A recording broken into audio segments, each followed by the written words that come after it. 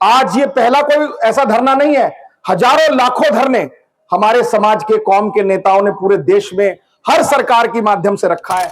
इंसान पैदा होता है उसी दिन से अपना गंद, कूड़ा, कचरा निकालना शुरू करता है और उस गंद, कूड़े, कचरे को उठाने का काम एक कचरे वाला, एक हमारा बाटा, एक हमारी बहन, एक हमारा भाई करता है। दिल्ली में ऐसे ऐसे व्यक्ति हैं कि जिन्होंने अपने जीवन का 40 साल नगर निगम में खपा दिया, लगा दिया, हाड़ गल गए, टीबी हो गई, लेकिन वो पक्के नहीं हुए। उनकी रिटायरमेंट कच्चे कर्मचारी के रूप में हुई और कच्चे ही मर गए। वो लाल किले की प्राचीर से भाषण देते हैं और कहते हैं कि मैं स्वच्छ भारत मिशन चला रहा हूं, देश को स्वच्छ करने का काम कर रहा हूं। तो देश को स्वच्छ कोई भूत नहीं कर रहा, प्रेत नहीं कर रहा, कोई आत्माएं नहीं कर रही, ये सारे आप जैसे माता, भाई, बहन कर रहे हैं। और इनकी दुर्दशा जब इस तरीके की है तो भाड़ में जाए ऐसा स्वच्छ भारत मिशन। इस स्वच्छ भारत मिशन एक बहुत बड़ा घोटाला, एक बहुत बड़ा धोखा है। स्वच्छ भारत मिशन का अवार्ड देश में अमिताभ बच्चन को मिला है। स्वच्छ भारत मिशन का अवार्ड सचिन तेंदुलकर को मिल रहा है, जिन्होंने आज तक जिंदगी में अपने घर के एक कमरे में झाड़ू नहीं लगाई होगी। एक दिन की छुट्टी लें और जताएं और बताएं और दिखाएं इस मूंगी बहरी सरकारों को कि देखिए हम भी इस समाज का एक बहुत महत्वपूर्ण अंग है। अगर हम एक दिन नहीं आएंगे तो आपके घरों का, आपके दफ्तरों का, आपके कार्यालयों का क्या हाल होगा, और अगर हम 10 दिन नहीं आए तो देश में एक महामारी होगी। मैं आज बेशक कांग्रेस पार्टी में हूं, मैं कांग्रेस पार्टी का राष्ट्रीय प्रवक्ता भी हूं, लेकिन मैं फिर भी यहां इस मंच के माध्यम से कहना चाहता हूं, क्योंकि जब आप अपने समाज में आते हो तो समाज से बड़ी कोई पार्टी नहीं होती। जैसे हम जिस देश में रह रहे हैं, इस देश से बड़ा कोई नहीं है। ऐसी जब समाज में, परिवार में आप आओ तो खुल के बात रखनी चाहिए। कल को कोई ये ना कहे देखिए फला पार्टी का दलाल आ गया, ये फला पार्टी की बात करने आ गया। मैं आज, आपका बड़ा महत्वपूर्ण दिन है, त्योहारों का सीजन है, उसके बावजूद आप लोग यहां पर इकट्ठा हैं और मुख्य मांग की बात कर रहे हैं, ठेकेदारी प्रथा। आज ये पहला कोई ऐसा धरना नहीं है, हजारों लाखों धरने हमारे समाज के, कौम के नेताओं ने पूरे देश में हर सरकार के माध्यम से रखा है कि हमारी ठेकेदारी प्रथा बंद कर दो, हमारी ठेकेदारी प्रथा बंद कर दो। ठेकेदारी प्रथा तो वैसे 2004 से हर डिपार्टमेंट्स में आ गई है, लेकिन आज इस वंचित तबके के बारे में अगर बात की जाए कि सफाई के पेशे में ठेकेदारी प्रथा जो है ये क्यों बंद होनी चाहिए, ये बहुत महत्वपूर्ण काम है, क्योंकि ये एसेंशियल काम है, ये रोज होने वाला काम है। जब इंसान पैदा होता है उसी दिन से अपना गंद, कूड़ा, कचरा निकालना शुरू करता है और उस गंद, कूड़े, कचरे को उठाने का काम एक कचरे वाला, एक हमारा बाटा, एक हमारी बहन, एक हमारा भाई करता है। ये रोज ऐसा काम है जो रोज उत्सर्जन होगा और रोज ही इसको डंप करना पड़ेगा। तो इसीलिए इस काम को, ठेकेदारी प्रथा से सरकारों को हटाना चाहिए।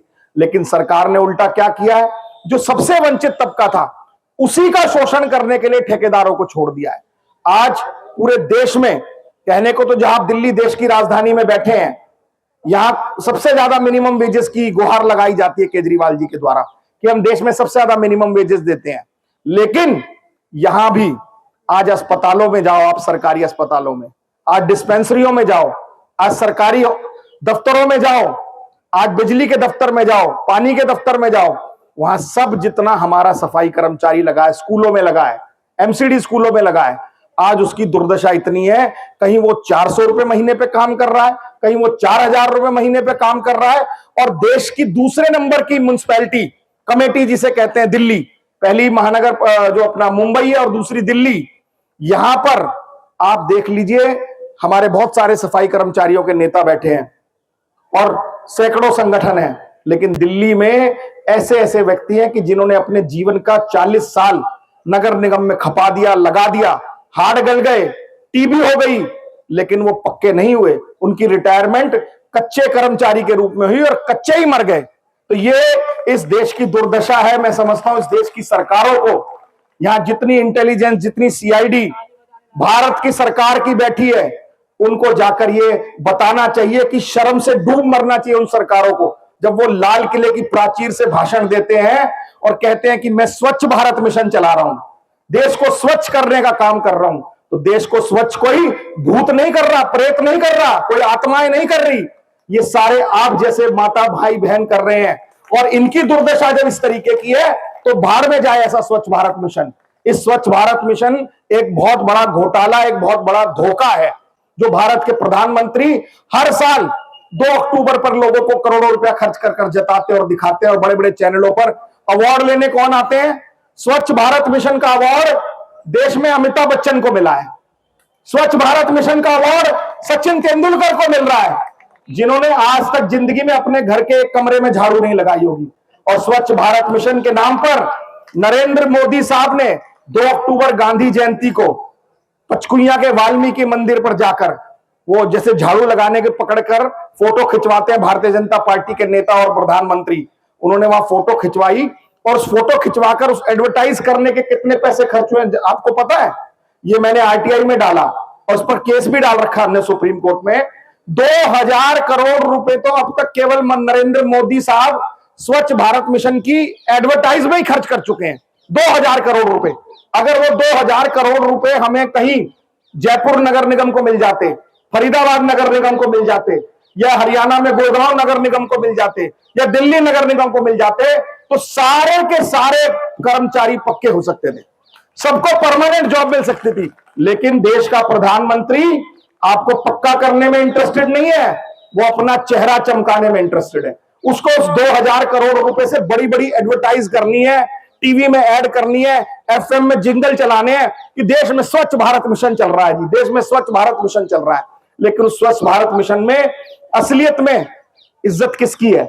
कहने को वो कह रहे हैं मैंने इज्जत घर बनवा दिए हैं जगह जगह गांव में, लेकिन जब हमारी माता बहनें सुबह उठकर, जब आप देखिए 5 बजे वो जाती हैं, तो उस इज्जत की कौन बात करेगा? जब उनके बच्चे नहीं पढ़ पाते हैं, तो जब कुछ लोग हमें ताना भी देते हैं कि आप लोग नहीं पढ़ रहे, तो उसकी मजबूरी है कि उस घर का पिता, उस घर की माता सुबह 5 बजे उठ के बस पकड़कर 20 किलोमीटर दूर 10 किलोमीटर झाड़ू लगाने जाती है, तो वो अपने बच्चे पर कैसे ध्यान देगी? और इस देश की सरकार अपनी पीठ थपथपाती है कि देश ने 5 ट्रिलियन इकोनॉमी खड़ी कर दी है, देश तो तरक्की कर रहा है, देश में पता नहीं खुशहाली आबादी आ गई है। बाहर की कंट्रीज में जाकर हम अपनी पीठ थपथपाते हैं। आज भी देश के प्रधानमंत्री ब्रिक्स में गए हुए हैं और वहां कह रहे हैं कि देश में बहुत ज्यादा तरक्की आ गई है। और देश की तरक्की यह है कि देश की राजधानी में सफाई कर्मचारी पूरे पूरे महीने झाड़ू लगाकर 3-3 महीने उसको सैलरी नहीं मिलती, और अपनी सैलरी के लिए, अपनी तनख्वाह के लिए उसको क्या करना पड़ता है? धरना करना पड़ता है, अनशन करना पड़ता है। ये सब इतनी ज्यादा बीमारियां हैं इन सरकारों की दिमाग में कि इनकी सरकारों को हमें एक सबक सिखाना पड़ेगा। लेकिन वो ऐसे नहीं कि आज अखिल भारतीय सफाई मजदूर कांग्रेस ने किया है, कल सामाजिक संगठनों का मोर्चा करे, परसों भारतीय समाज निर्माण संघ करे, तरसों भगवान वाल्मीकि फाउंडेशन करे, उसके अगले दिन एक और संस्था करे, उसके अगले दिन ठेकेदारी मोर्चा करे। नहीं, हमें अलग अलग बट कर, जैसे इनके भारतीय जनता पार्टी के एक साधु कह रहे हैं ना कि बटेंगे तो कटेंगे, तो ये वाल्मीकि समाज को, सफाई कर्मचारी वर्ग को, वंचित तबके को, दलित तबके को समझना होगा कि बटेंगे तो कटेंगे। हमें सारी संगठन, सारे संस्थाओं को, मैं आज अखिल भारतीय सफाई मजदूर कांग्रेस के मंच से बेनीवाल साहब आपसे रिक्वेस्ट करता हूं कि आह्वान करें कि जितने तमाम संगठन हैं वो एक मंच पर आए, एक झंडे के नीचे आए और एक जगह केवल एक दिन तय कर लें, पूरे दिन, पूरे देश में कोई एक दिन तय कर लें।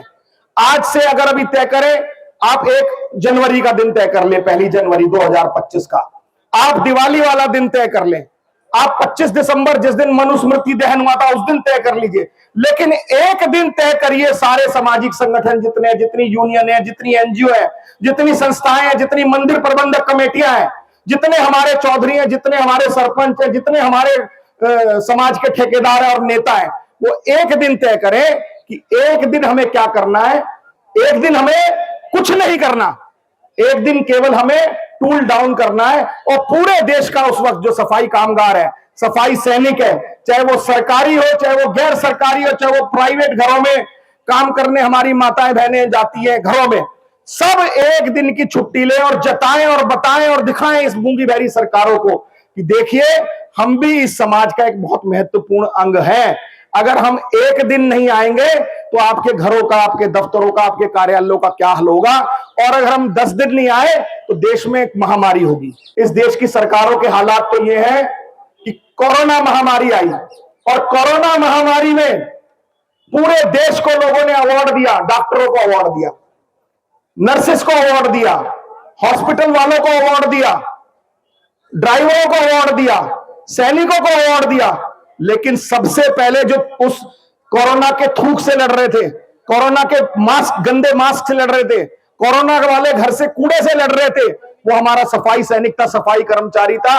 हजारों लोग देश में सबसे पहले कोरोना से लड़ रहे थे, वो कोरोना वॉरियर थे। पूरे देश की किसी भी सरकार ने इन कोरोना वॉरियरों का कोई स्वागत नहीं किया, कोई धन्यवाद नहीं किया, कोई अवार्ड नहीं दिया, कोई इंसेंटिव नहीं दिया, कोई एक्स्ट्रा पेमेंट नहीं दी, लेकिन ये फिर भी अपनी जान जोखिम में डालकर कोरोना से लड़ते रहे। हैजा आता हैजे से लड़ते हैं, प्लेग आता प्लेग से लड़ते हैं, डेंगू आता डेंगू से लड़ते हैं, मलेरिया आता मलेरिया से लड़ते हैं। जब भी कोई देश में महामारी आती है तो सबसे पहले कौन लड़ता है? सुबह सुबह 5 बजे उठ के सफाई सैनिक लड़ता है, सफाई कर्मचारी लड़ता है, और ये सरकार उसको 1 रुपया देने का काम नहीं करती। दिल्ली की सरकार, केजरीवाल की सरकार ने सबको वादा किया कि कोई भी ऑन ड्यूटी डेथ होगी दिल्ली में तो हमें 1 करोड़ रुपया देंगे। 57 सफाई कर्मचारी कोरोना से लड़ते हुए, सुबह सुबह अपनी ड्यूटी करते हुए शहादत दी, उन्होंने शहीद हो गए। और इस गूंगी बहरी सरकार ने, इस दलित विरोधी केजरीवाल ने उसमें से केवल एक व्यक्ति को 1 करोड़ रुपया दिया। आज भी 56 लोग लड़ रहे हैं, हम उनके लिए कोर्ट में लड़ रहे हैं कि भाई साहब इन लोगों ने कौन सा कसूर किया था। जब आप एक सैनिक को दे रहे हैं, एक टीचर को दे रहे हैं, एक नर्स को दे रहे हैं, एक डॉक्टर को दे रहे हैं, तो क्यों नहीं आप सफाई कर्मचारी को 1 करोड़ रुपया दे रहे हैं?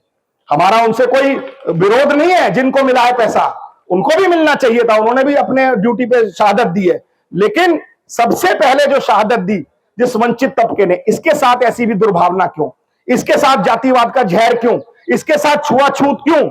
इसके साथ भेदभाव क्यों? ये सवाल खड़े होते हैं देश की 78 साल आजादी के बाद, कि आज भी देश की आजादी के बाद अगर इस तरीके का भेदभाव है, सरकार अगर कॉम्पनसेशन देने में भी अगर जाति देखती है और समझती है कि ये वंचित तबके का व्यक्ति है, वाल्मीकि समाज का व्यक्ति है, इसको पैसे नहीं देने, तो ये इससे शर्मनाक बात कुछ नहीं हो सकती। और इस आजादी का क्या मायने है हमारे लिए, जब हमारे लोग आज बीमारियों से लड़ते लड़ते मर जाते हैं, टेम्परेरी मर जाते हैं, कोरोना वॉरियर्स को पैसे नहीं मिल पा रहे हैं, स्वच्छ भारत मिशन के नाम पर लोग पैसे खा रहे हैं, लोग अवार्ड ले रहे हैं, और हमारा सफाई सैनिक आज भी वहीं खड़ा है। ये सब सोचने का विषय है। कृपया करके मैं जितने आपके मुद्दे हैं, ये सब मुद्दे बहुत महत्वपूर्ण है, चाहे ओपीएस का हो, चाहे सफाई कर्मचारियों को शिक्षा का मुद्दा हो, चाहे 240 दिन हाजिरी का मुद्दा हो, लेकिन सबसे अहम मुद्दा जो है आपका, वो मुद्दा है ठेकेदारी प्रथा को हटाने का।